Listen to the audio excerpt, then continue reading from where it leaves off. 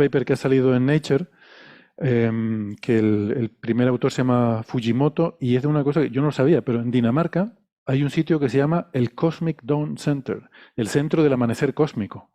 Y yo quiero ir a trabajar ahí. Yo quiero ir a Sí, trabajar al amanecer cósmico. Es donde empezó, ¿no? Claro, ahí empezó todo. Como ahí Kevin empezó todo, Roldán. claro. Sí, sí, es un paper que salió en Nature el 13 de abril. Si entiendo bien, si no recuerdo mal, creo que es en Nature, no en Nature Astronomy. Sí. Y aclaro esto porque es un resultado muy importante, pero tiene varios resultados importantes que son ese tipo de récords que hubiesen salido en Nature Astronomy. O sea, es un trabajo que eh, es muy interesante desde el punto de vista físico, pero si no lo hubiese sido, igual habla de un objeto que detenta el récord, al menos en dos cosas de las que voy a hablar ahora. Es un objeto de redshift alto, es decir, que tiene un redshift más o menos 7,2, 7,1899, si no recuerdo mal, precisamente. Eso significa que data de cuando el universo tenía unos 700 millones de años de vida. 700 millones de años no es nada a escalas Chavales. cosmológicas. Tenía 5% de la vida de hoy. Hoy tiene casi 14.000 millones de años. Esto tenía solamente 700. Así que en efecto es una época del universo muy temprana. Y tan temprano es que es del orden de magnitud de cuando empiezan las primeras estrellas, ¿no? O sea, de cientos de millones de años, ¿no? Y esto tiene 700 millones de años. Y es interesante esa época porque primero voy a poner voy a explicar por qué es interesante desde el punto de vista físico. Sabemos que en redshift mayor que 7, cuanto mayor el redshift, recordemos, más temprano en el universo, cuando el universo tenía 6 veces el tamaño que tiene hoy, era extremadamente chico, 5% de su edad, es unos 700 millones de años, ya había agujeros negros supermasivos. De hecho, hay objetos más lejanos que este, es decir, de redshift más grande, que ya se sabe que eran enormes monstruos, a veces más de 1.000 millones de masas solares, en ese momento del universo. Por ejemplo, el agujero negro del que sabemos más antiguo que hay, no es el más masivo, pero es muy masivo para ser tan antiguo, es de un redshift 7, creo que 7,42, no sé, de algún lado lo anoté, pero tenía 7,6, ¿no? 7,642, que es un objeto que se llama J313-1806.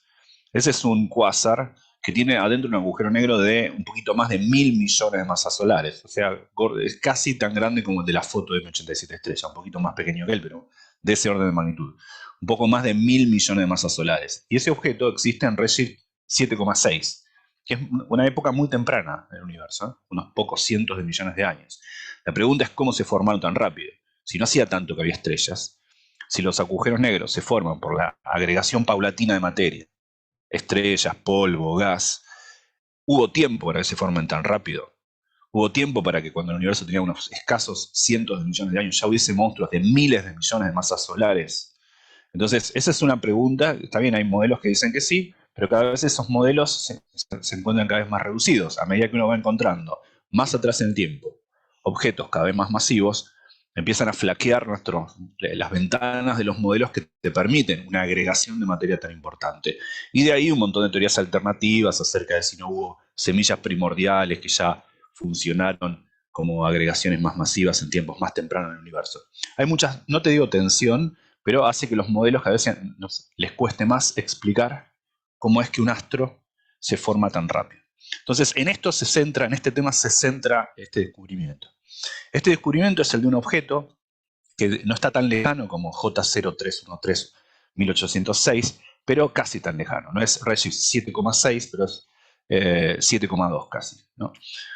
Entonces, y aparte, es un objeto muy extraño. Nunca se vio un objeto tan lejano de esta naturaleza. Y es extraño en cuanto a cómo emite. Emite de manera extraña, se parece mucho a una galaxia, pero también se parece mucho a un cuásar. Por eso en muchas noticias salió como una suerte de eslabón perdido entre galaxia y cuásar. No solamente porque sea intermedio, sino porque en efecto tenemos unos modelos o simulaciones numéricas y teorías acerca de cuál es esa cadena evolutiva en la que se forma, que incluye a los cuásares. ¿Cómo se forman los cuásares? ¿A partir de qué? Y claro, como entendemos, los quasars se forman primero con una suerte de galaxia que es tiene mucho polvo y mucho gas, muy densa, muy rica en polvo y gas, y que luego van haciendo como destellos de formación estelar, y que luego se enciende el quasar y despeja el polvo y el gas de la galaxia. O sea, esa suerte de genealogía que tenemos para los quasars, este sería una suerte de estado intermedio, un eslabón perdido, es la primera vez que lo observamos, al menos a redshift tan grandes, ¿no? Es decir, es un objeto muy extraño en su emisión, porque primero tiene muy poca emisión en rayos X. Uno, cuando dice muy poca emisión, tiene que decir respecto a qué, porque hay muchas cosas que emiten poco en rayos X. Emiten poco en rayos X para lo que emiten otras frecuencias. Esa es la forma correcta de decirlo, ¿no? Porque de hecho, si yo te digo la emisión en rayos X, parece mucho, es algo así como un poco más de 10 a la, creo que 4 por 10 a la 42 ergios por segundo. Es un montón. Pero es órdenes de magnitud menos que lo que se espera de un quasar, si este fuera un quasar, que emitiese lo que este objeto emite en frecuencias más bajas. O sea, la correlación en cuánto emite en frecuencias más bajas, por ejemplo, infrarrojo, y cuánto emite en X, hace que la emisión en X sea mucho menor, a pesar de que suene mucho, de lo que se espera que emita. Entonces es un objeto que es tenue en rayos X, pero para lo que emite en otras frecuencias. En particular uno ve cuánto emite, se ve como una fuente compacta en ultravioleta, en la que si uno infiere cuán rica es en gas, en polvo, y cuál es la tasa de formación de estrellas, es muy peculiar. Es un objeto que tanto cuánto tiene de gas y polvo, y cuál es la tasa de formación de estrellas, cuán rápido lo hace, están relacionados. Son datos independientes, pero no del todo independientes.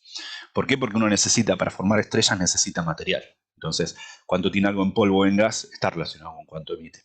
Pero uno lo puede tomar, no solo depende de eso, entonces uno lo toma como variables separadas. Por ejemplo, nunca se vio un objeto que tenga tal tasa de formación, ahora voy a decir cuánto es, de estrellas por unidad de tiempo, a redshift tan grandes. A redshift mayor que 7, nunca se vio un objeto como este que emite, que crea algo así como 1600 masas solares por año. Es muchísimo. Por ejemplo, yo ya dije, había un agujero negro que se sabe mucho más masivo y está mucho más lejos, y emite unas cientos de masas solares por año, unas centenares de masas solares por año. Este tiene una tasa de formación, lo cual se infiere de su luminosidad en ultravioleta. Después podemos explicar por qué, pero está relacionado con cuánto se calienta el polvo. Uno puede inferir de la luminosidad en ultravioleta, que es algo así como 10 a la 13 veces la luminosidad del Sol.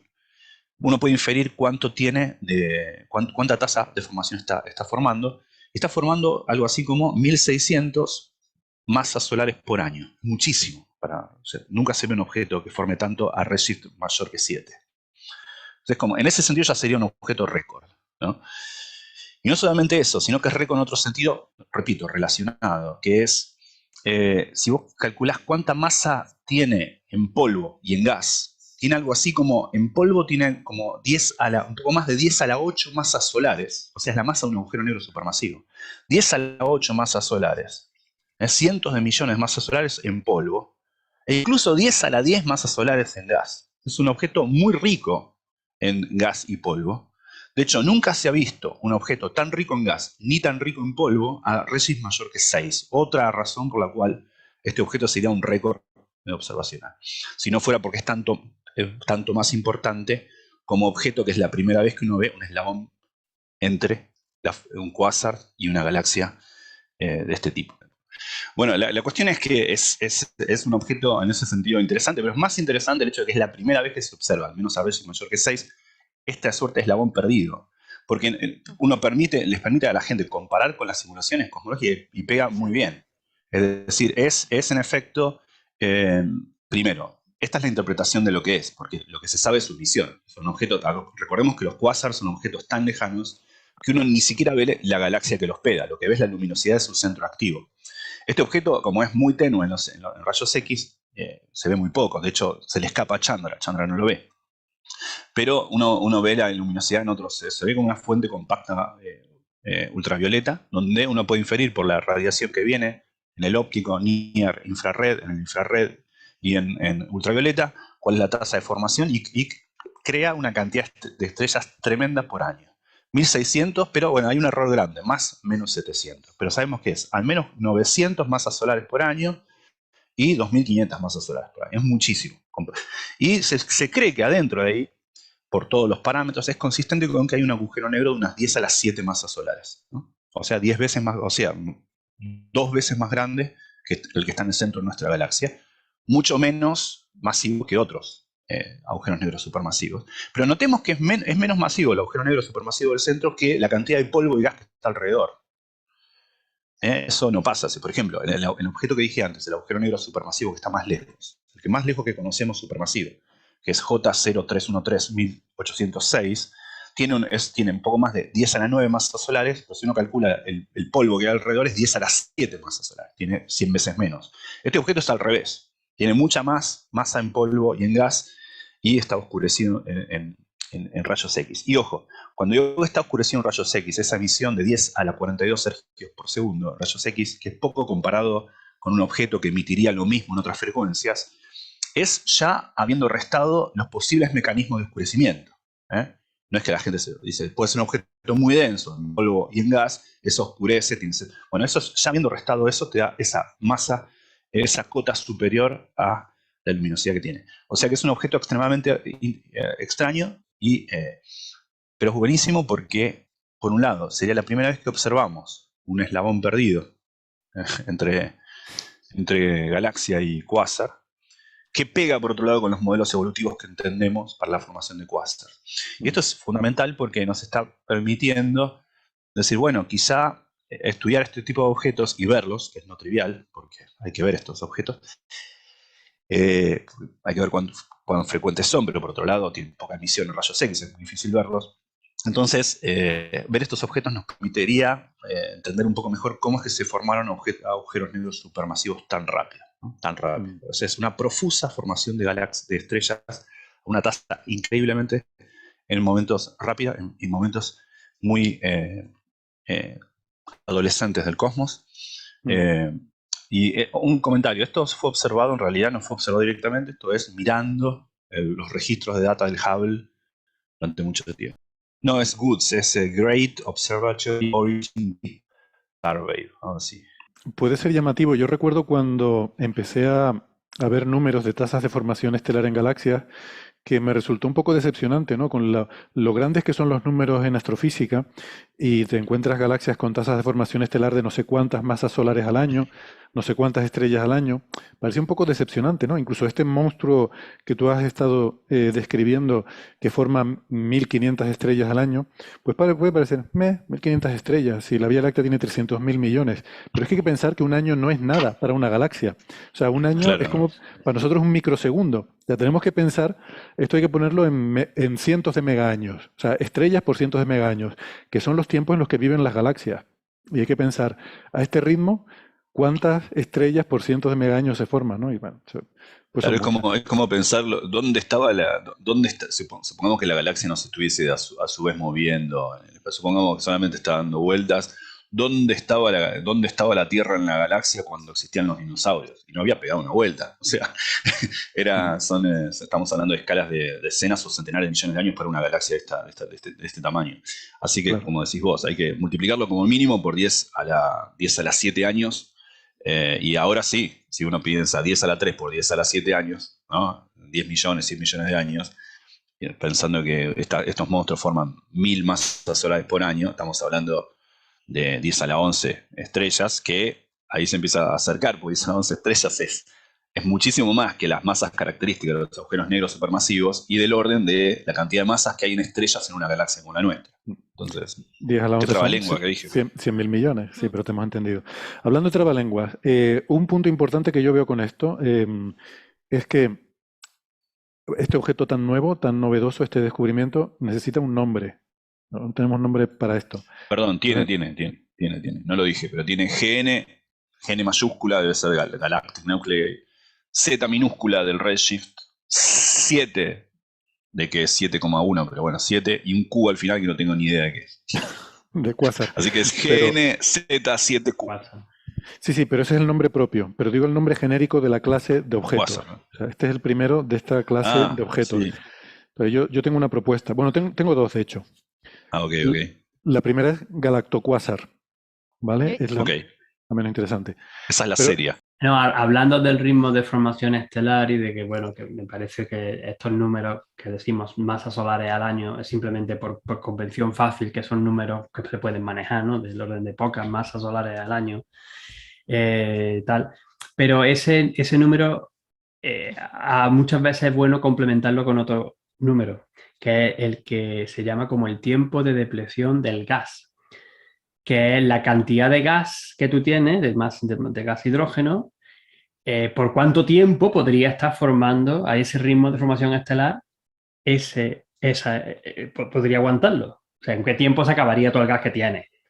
Que esto es una cosa también bastante importante, sobre todo a la hora de estudiar por modelos de evolución de galaxias y de cómo se forman distintos brotes y tal y cual, porque tienen los brotes y tal y cual, y que en verdad te vas dando cuenta de que al final para llegar a la masa que tienes has tenido que tener un montón de masa de gas que venía de ahí, ¿no? Por otro parámetro bastante curioso. Si queréis, preparo alguna cosa más y otro día os lo cuento con más detalle. Vale. Sí, Yo puede ser tengo, interesante yo- saber ese número Yo, aquí. yo puedo subir tu apuesta de nombres alocados para este objeto. Yo creía que habíamos tenido una especie de conexión cósmica y que habíamos visto el mismo nombre, pero es evidente que si esta cosa no es un cuásar, pero casi, pues es un cuasi-cuásar. Buenísimo. Está muy claro. Yo voto por Ángel, ese, el cuasicuásar. el tiempo de depleción de este objeto es muy corto, son unos 10 millones de años. Claro, por eso también lo decía. Ok. Porque este objeto no podría estar, por mucho que yo no- no podría hacerlo tanto. Muy interesante es lo que han comentado Gastón y Ángel, ¿no? Esa tasa de depleción, esa gran producción estelar no es en toda la galaxia, sino que se estima en la parte central de la galaxia, del orden de 400, no llega a 500 parsecs, ¿no? No sé. Era en un radio de 480 parsecs. Es decir, tenemos el agujero negro supermasivo central, tenemos una región muy pequeña. El Sol está a 17.000 parsecs o así del centro galáctico. 480 parsecs es una distancia muy pequeña. Tenemos una enorme producción de estrellas durante varios millones de años. Entonces, 10 millones de años a 1.600 masas solar de producción de estrellas significa que ese agujero negro, si esas estrellas viven poco tiempo y se convierten en agujeros negros que acaban cayendo en ese agujero negro supermasivo, ese agujero supermasivo en 10 millones de años va a ganar por del orden de 1.600 millones de masas solares, que es una barbaridad, ¿no? O sea, que permite explicar, como decía Gastón, cómo lo rápido que han crecido estos agujeros negros supermasivos gracias a esta enorme producción estelar localizada en su entorno. Sí, yo creo que justamente ese es el punto más chulo que tiene el artículo este. Muy Aparte bien. del descubrimiento, ¿no? Todo eso que es lo que no controlo, pero ese detalle de...